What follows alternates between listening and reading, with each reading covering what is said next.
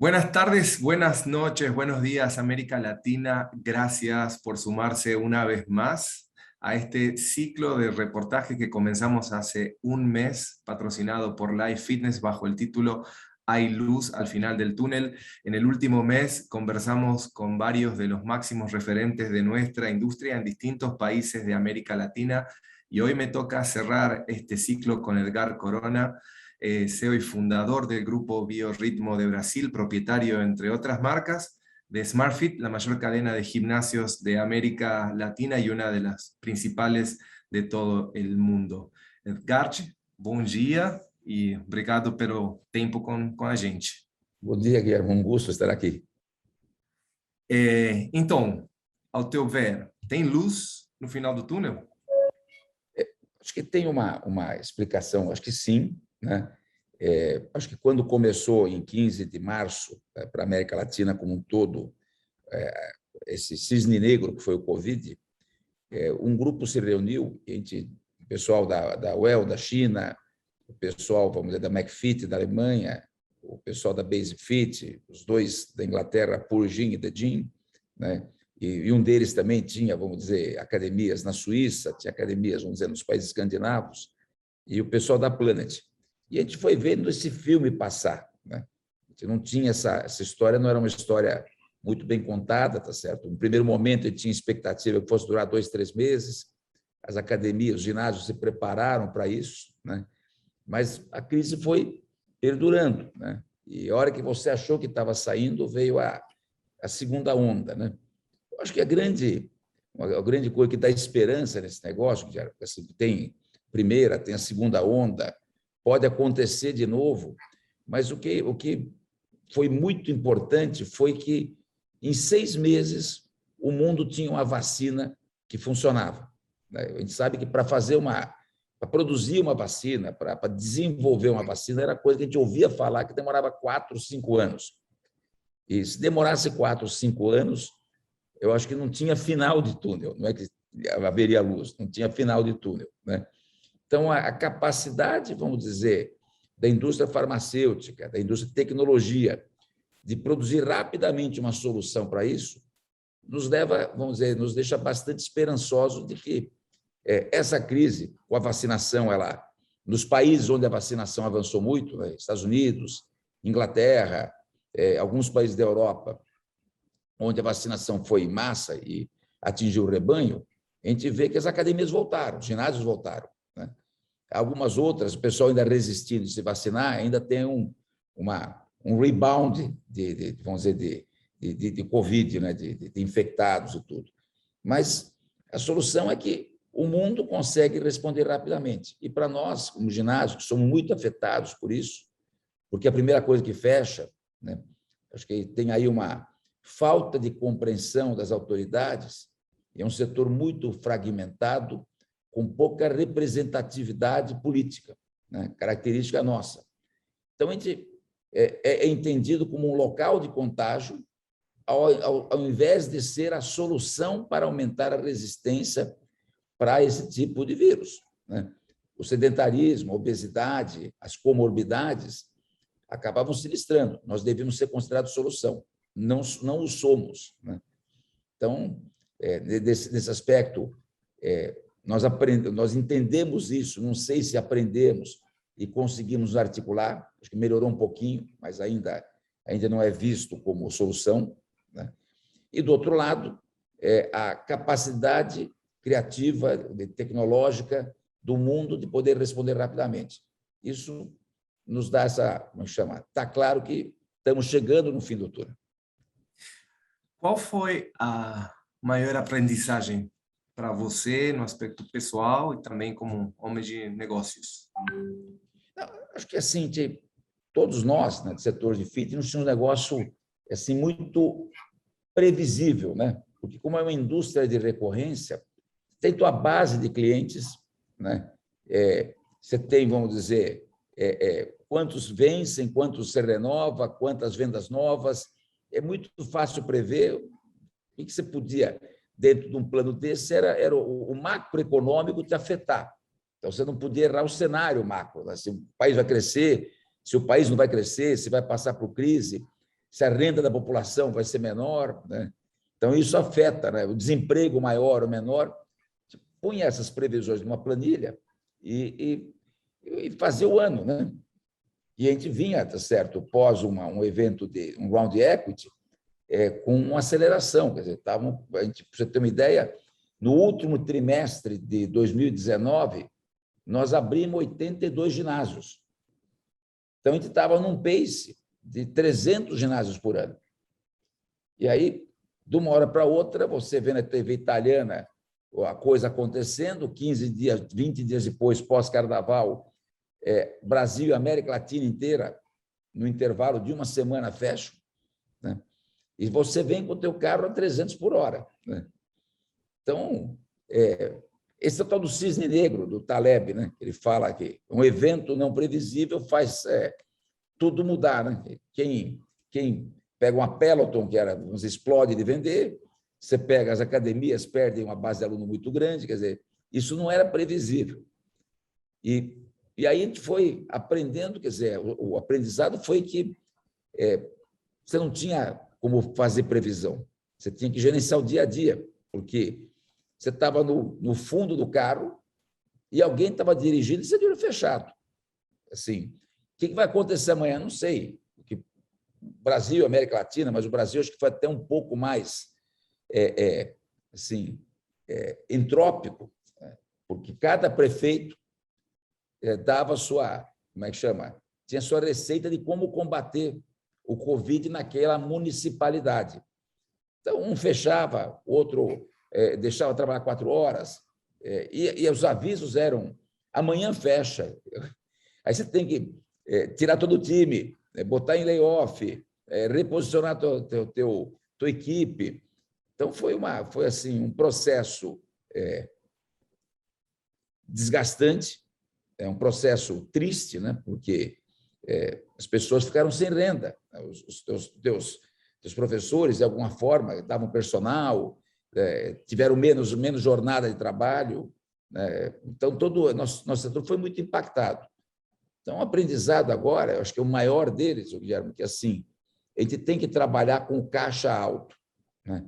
Se você, assim, o que era uma bobagem, quer dizer, pegasse uma empresa, eu fosse olhar economicamente para ela, dizer: você está com caixa muito alto, você está perdendo dinheiro, porque você não é para gerenciar caixa alto, mas você tem que aumentar teu nível de segurança, ou seja, eu acho que vai ter um caixa alto com uma dívida alta, mas você tem que ter o caixa com uma dívida alongada para conseguir aguentar 3, 4, 5, você ter ar suficiente para passar por esse túnel aí, atravessar o túnel sem faltar oxigênio. Então, acho que esse é um primeiro aprendizado. Mudou alguma coisa na sua visão do setor, do negócio? Não, de longo prazo, não. Eu acho que olhando para o que a gente faz, né? Você não substitui. A pessoa fala: não, treino em casa, o virtual, né? Essas ferramentas, elas complementam, elas ajudam, elas melhoram a experiência, porque se usar a inteligência artificial para montar um treino baseado em tudo que os nossos professores, instrutores sabem, todo esse conhecimento técnico, seguramente você consegue criar caminhos, paths, de uma entrega mais consistente, né? Mas eu assisti um vídeo não quer dizer que eu vá executar corretamente. Não ter, vamos dizer, o efeito comunidade, de convivência, né? Desafio de estar treinando com os outros, né? Muita coisa você consegue fazer, né, online, virtual, que é compras, né? Um Amazon, né? Mercado Livre. Agora, ginásio não tem jeito. Ginásio, você não consegue reproduzir a experiência em casa. Às vezes, separar lá o sofá da sala, ligar a televisão e treinar sozinho, você precisa ter muita disciplina, né? E tem uma limitação bastante grande para você fazer o que você consegue fazer nos ginásios que nós temos. Nós assim, nosso setor tem na América Latina. Eu acho que a volta, assim, você está sedento de conviver, de se divertir, de treinar e se tornar mais sadio. Então, eu acho que nos próximos 6, 8, 10 meses, nós vamos ver essa população voltar para os ginásios. Qual é a situação hoje da Smart Fit enquanto à recuperação de usuários, receita, e quais são os países onde vocês estão que se recuperaram mais rápido e quais estão indo mais devagar? Eu acho que, Guilherme, que assim, a gente ainda está recuperando, tá certo? Nós estávamos, dependendo do país, a gente estava com 65%, entre 60% e 70% da base que a gente tinha, né? É previsível, porque se ficou um ano fechado, né? Isso varia de país a país. Eu acho que os países que estão melhor, né, são os países onde, vamos dizer, que tiveram um viés econômico melhor. Então, por conta do preço de commodities, vamos dizer, da nova ordem mundial, você pega um Chile, por exemplo, que o cobre é relevante, né? O Chile tem uma situação de país melhor, vamos dizer, do que um Peru, né? Que depende um pouco de turismo, tá certo? Então, o setor de serviços foi mais impactado, né? A Colômbia está melhor que o México, né? Também por essa razão, quer dizer, então, minerais, etc. E o Brasil, assim, está voltando a economia muito forte, né? Teve um impacto bastante grande, porque ficou, acho que, mais tempo fechado, que para ginásios, tá certo? Cidade de São Paulo, cidade do Rio de Janeiro, tudo teve um fechamento bastante grande, né? Então, isso acabou impactando, tá certo? Mas a recuperação econômica está forte. Então, hoje, assim, está voltando mais rápido, né? Então, acho que, assim, olhando para isso, nós temos aí, né, com a previsão de 6 a 12 meses, está na normalidade. Ao teu ver, o consumidor mudou de algum jeito? As expectativas, as necessidades, o que eles estão procurando quando chegam numa academia? Eu acho que ainda o que mudou, né? Como tem muita... Você não atingiu a vacinação que você precisava dar o efeito de rebanho, o pessoal ainda está treinar com máscara, né? A contaminação ainda existindo, quer dizer, essa segunda onda, a onda da Delta, você tem um consumidor ainda um pouco mais arredio, um pouco mais desconfiado, né? Não está relaxado como está nos Estados Unidos, que a turma tirou máscara, foi para a academia, quer dizer, eu tenho um amigo meu que tem lá um Michael Rodin nos Estados Unidos, ele tem 80% das aulas dele era assim, aulas sem máscara, e 20% uso obrigatório de máscara. As sem máscara lotadas, as com máscara, 30%, 40% de ocupação. Ou seja, a máscara é uma proteção, mas é uma barreira para treinar e é um símbolo, né, de que nós não estamos 100% seguros, né, de alguma forma. Ainda tem esse perigo. E isso retrai, a gente fica um pouco mais inseguro de treinar. Os mais jovens treinam, têm menos receio, né? Mas a turma mais velha está mais receosa de frequentar, né? Vamos dizer, se eu pegar, sinistra mais, é mais perigoso, né? Então, essa turma aí, para cima dos 50, está mais receosa de vir. Mas eu acho que isso muda, né? Olhando o filme que está passando nos lugares mais desenvolvidos, vai acontecer o mesmo com a América Latina. Eu acho que, nessa história, Inglaterra e Estados Unidos tiveram ondas mais cedo do que os outros países. E os Estados Unidos comprou todo o estoque de vacinas que tinha, deixando a América Latina e os outros países meio sem muita opção do que comprar, né? Então, nós passamos depois e estamos vacinando depois. Então, nós vamos ter esse efeito depois, com certeza, tá certo? Nos próximos 3, 4 meses, a gente deve atingir aí... O Chile já está mais vacinado, o Brasil está andando bem, a Argentina menos, o México menos, mas está andando, né? Então, dentro de 4, 6 meses, a gente deve ter essa turma toda vacinada e aí sem máscara é outra realidade. Quais você acha que são as maiores áreas de oportunidade no nosso setor? Se você fosse um pequeno empreendedor, em que segmento focaria os seus planos, os investimentos? Depende muito se você vai ser um microempreendedor, né? Então, falar, eu sou um professor e vou montar um negócio, né? Eu acho que um trend que a gente viu muito na Alemanha, que está se difundindo, que pode ser interessante, é tal estimulação, quer dizer, um treino, né, com eletroestimulação, que você pega uma camada da população que tem, vamos dizer, um pouco mais velha, que tem menos músculo, então, isso é uma ferramenta para empurrar. Quem já está treinado, ele faz menos efeito, tem que botar uma roupa, tem uma dificuldade, mas é um negócio que eu acho que dá uma rentabilidade. Está vendo que na Europa isso tem um mercado, né? Acho que yoga é uma tendência, 7.000 estudos abertos na China nos últimos 2 anos, então é um trend, tá certo, de uma vida mais estressada, tá certo? Se você consegue ter um bom resultado, as microgyms, né, as pequenas academias, tá certo? E nós estamos investindo um pouco nisso dentro do grupo, né? Nós temos lá o Race Bootcamp, nós temos o Jab e temos uma área de yoga, né? Então, esse é o setor que a gente aposta assim, como uma vertente de crescimento. Eu acho que isso pode ser bastante interessante. É treino, mas é experiência. Então, a hora que você concilia os dois, eu acho que tem aí um apelo para essa nova fase. Vocês têm por volta de 10 microgyms hoje, não? Ou 10 ou 11, uma coisa por assim? Aí. Isso.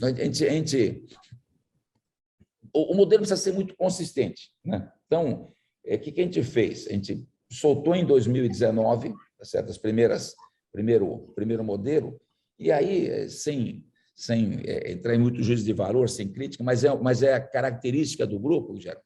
É assim, quando eu tive franquia da Orange lá fora, tá certo? Ainda tenho umas 5 lojas na Califórnia, e treinava em algumas micro nos Estados Unidos. E o que você via, né, é que a aula, a classe, né, cada professor dava de um jeito, cada professor fazia a sua curadoria de música, e aquilo não tinha um planeio do que fazer, né? Então, você tinha professor que te dava push-ups de 4 minutos e tinha outro que não dava nada. Então, aquilo você ficava numa... O que nós fizemos? Criamos um formato que todos os treinos são feitos numa central, né? Então, o treino é feito numa central, nenhum minuto se repete e nenhum treino se repete. Então, todo dia você tem que ter um treino novo, para a pessoa não decorar a sequência e não achar boring, né? Também a música é escolhida dentro, então a curadoria de música é feita aqui dentro. E o professor recebe o treino dentro do celular dele, dizendo, foi isso que você vai fazer hoje, né? E quando acaba a aula, vai um e-mail para quem frequentou a aula para a gente entender o que aconteceu com aquela aula. Se o instrutor está falando muito, se o instrutor está dando as instruções certas, se ele está falando no tempo correto, se a música foi boa. Com isso, a gente criou um processo, né, para implementar e melhorar a qualidade. Então, por exemplo, quando a gente solta um Race Bootcamp, nós estamos agora voltando em 2021, agora a gente começa a acelerar essas unidades, franquiciando e próprias, né? Mas o centro de Cuiabá, que é a 4 horas de distância de São Paulo, está na mesma 8 da noite, aplicando a mesma aula, com a mesma música, com a mesma qualidade, que é uma coisa que a gente não via muito, né? Então, a gente trabalhou muito forte para garantir a qualidade de entrega, a experiência, né, de como atende, de como é que é a recepção, de como é que é a aula, como é que é o feedback da aula, para que a gente garanta a qualidade. Isso está permitindo que o produto seja rentável, porque você não tem o cliente dizendo não volto mais, né? Nós estamos com algum overbook, inclusive, quer dizer, você tentar marcar uma aula para a próxima terça ou quarta, já não tem alguns horários, né? Então, está andando bem o produto, né? Mesmo tendo que usar máscara, etc., está funcionando. Então, eu acho que quando tirar vai ser um boom. Estão apostando muito nesse mercado. Edgar, você começou na indústria há mais de 20 anos com uma proposta, com uma marca full service, a Biorritmo. Sim. Vocês vão continuar expandindo a proposta da Biorritmo ou já não é um segmento Não, acho que nós redesenhamos a Biorritmo. Eu acho que esse mercado do full service no Brasil ele foi sobreatendido, né? Porque você chegou a ter uma Bodytech, que cresceu muito no Brasil, você tem uma Reebok, que andou muito forte, você tem a gente também, então a gente tem mais academias full service na cidade de São Paulo do que Nova York tem de full service, o que não faz nenhum sentido se você for comparar com a renda da população, né? Lá tem muito mais gente disposta, numa cidade muito mais cara, a pagar 200, 180 dólares de mensalidade do que nós temos na América Latina, né? Tem um mercado, né? Tem uma diferença, porque o trânsito, né, é caótico, então 15 minutos de distância, 10 minutos de carro, não é 3 miles, é 1 quilômetro, 1,5 quilômetros. As unidades têm que ser menores e nós fizemos um redesenho transformando a Biorritmo num mall de micro jeans. Então, a gente procurou, além da sala normal de musculação, com cardio e strength, a gente também ter essas experiências, tá certo? Colocadas de forma que é como se você estivesse num shopping com uma praça de alimentação e os produtos procurando entender necessidades, né? Então, você vai fazer um HIIT, que é emagrecimento mais shape, num race, você vai fazer um yoga, você vai fazer um treino de hipertrofia, você vai fazer um treino, como é que chama? Meio Tabata no Burn, que olha um pouco para a Base Camp de Califórnia. Essas 5 coisas encaixadas permitem que você, vamos dizer, consiga ter resultado ou individualmente no strength and cardio ou coletivamente nos produtos, né? Isso deu uma vida diferente para a Biorritmo. Então, como é que em 1.400 metros, 1.300 metros, você encaixa essas soluções? Agora, assim, o mercado está ocupado. Eu acho que não tem, a não ser que o Brasil cresça economicamente muito forte, não tem tanta renda assim para você fazer mais microjeans. Desculpa, mais Full service. full service. O microjeans, sim, você atende cidades, micro-regiões, acho que aí vai bem. E a experiência é diferente, é outro público. Qual é a avaliação que você faz 2 meses após o IPO da chegada da SmartFit à Bolsa? Bom, eu acho que, né, dá uma visibilidade para o setor, né? Dá uma outra dinâmica para a companhia, porque você, primeiro, não pode falar de futuro, porque qualquer coisa que você fale, toma grava e fala, falou isso afeta a ação. O CVM fala, você não podia ter falado, ou deveria ter falado até às 6 da tarde. Então, você tem uma disciplina de falar pouco, né? E falar sobre passado e coisas que estão divulgadas, né? Outro lado é que você passa a ter um rol de acionistas, né? Que você, a cada 3 meses, a cada mês, você precisa ir conversando com essa turma, né? Para, vamos dizer, esses caras entenderem o que eles estão olhando, estão analisando a tua companhia o tempo todo e te perguntando por que você está fazendo isso, por que você está fazendo aquilo. Isso se reflete no preço da ação. E aí um erro que as companhias, não sei, que as companhias fazem é trabalhar para manter o preço da ação e não trabalhar para o longo prazo. Então, não pode acontecer se ficar olhando só para o trimestre, né? Se você começar a olhar só para o trimestre, você fala, não vamos fechar essa loja que tem que ser fechada, que isso vai impactar no resultado, né? Você tem que contabilizar isso na hora, né? E a ação cai. Mas se a loja não está performando, você teria que fechar. Então, precisa ter essa disciplina de olhar um pouco para longo prazo e sangue frio para ver, né? Para poder, de repente, tomar aí, vamos dizer, um aperto dos investidores, né? Você falou que não pode agora falar sobre o futuro, mas eu acho que você consegue responder essa pergunta. Como você imagina a SmartFit daqui a 5 anos? Não, a gente entregou um plano para investidores, assim, de produzir, isso vai acontecer esse ano, entre 170 e 200 lojas por ano. Então, a gente deve, em 5 anos, tá certo, atingir as 2.000 lojas. Né? As 2.000 lojas, tá certo, são 7, 8 milhões de clientes que a gente está atendendo na América Latina. Né? Eu acho que isso é um desafio, né?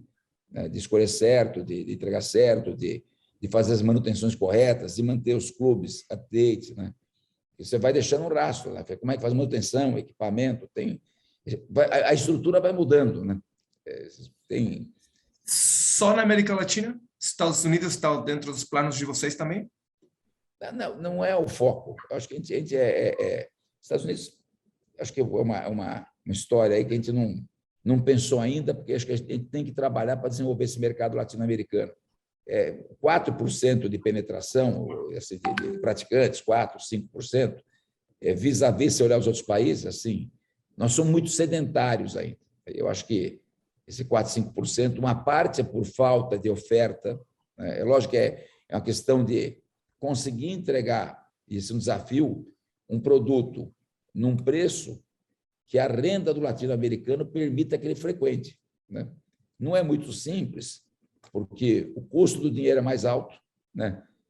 O imposto é mais alto, para montar é um pouco mais caro do que nos Estados Unidos, e a renda do latino-americano é menor. Né? E essa é a razão que nós não estamos com 15, com 20 de mercado. Isso é a minha próxima pergunta. Qual você acha que são as chances reais que a gente tem para desenvolver o nosso mercado com o nível de renda que a gente tem na América Latina e com o nível de alfabetização? Então, assim, o desenvolver, assim, do jeito que nós estamos, né? A América Latina tem essa história de sempre ser o futuro e o futuro não acaba não acontecendo, né? Os regimes democráticos, a certas vezes, olham muito para a próxima eleição, então, sujeito, vamos dizer, o populismo acaba, né, fazendo que você não aplique, vamos dizer, o que é correto, porque ele fala, o que eu vou fazer agora só vai ser refletido daqui a 10 anos, e eu não vou estar aqui, então eu preciso fazer coisas de curto prazo. É que nem trabalhar com empresa no curto prazo e não trabalhar no longo. Né? Então, nessa condição, esse mercado ele vai crescer quando você coloca oferta em lugares não óbvios, que não tinham esse serviço. Então, quando nós entramos lá no México, nós fomos para um bairro chamado Neza, que era muito pobre. Neza não tinha ginásios. Nós pusemos, então, sei lá, 2, 3 mil pessoas, quer dizer, era um bairro muito populoso, e a academia, o ginásio era um ginásio de 2.000 metros, então, nós trouxemos 2.500 frequentadores para que não praticavam, porque não tinha oferta naquela região. Então, a gente consegue crescer um pouco a oferta, a gente consegue crescer sendo mais competitivo em preço. Então, efeito escala, a gente olha para a Smart, quando ela começou em 2009 aqui no Brasil, o preço era R$ 69, hoje está em 109. Ele não acompanhou a inflação, significa que, olhando, né, a valor constante, a moeda Smart hoje está mais barata para o cliente. Né? Então, isso traz mais gente para dentro, independente da renda estar crescendo, você atinge uma classe menor, com renda mais baixa. Mas muito do nosso crescimento vai estar ligado ao crescimento de renda do país. Né? Então, se o país cresce 2%, 4% ao ano, isso aconteceu em algumas geografias aqui na América Latina, Colômbia, por exemplo, que teve crescimentos pujantes, está certo, ao longo de uns 5, 6, 7 anos, né, esse mercado cresceu. Né? Então, a esperança de atingir, sei lá, 15%, 20% da população, acho muito difícil. Né? Mas acho que a gente pode crescer aí 1, 2, 3 pontos percentuais nos próximos 5, 6 anos. Né? Que já é bastante, já é bastante bom. As últimas duas perguntas. Primeira, principais desafios para o setor. Provavelmente esse que você acabou de falar, né? Os principais desafios, puxa vida, nós estamos num mundo, quer dizer, a gente chama de, né, você não consegue prever o dia seguinte, né? Assim, assim, qual que é o desenho de uma academia, qual que é o desenho de um ginásio, o que nós vamos ter incorporado no ginásio para...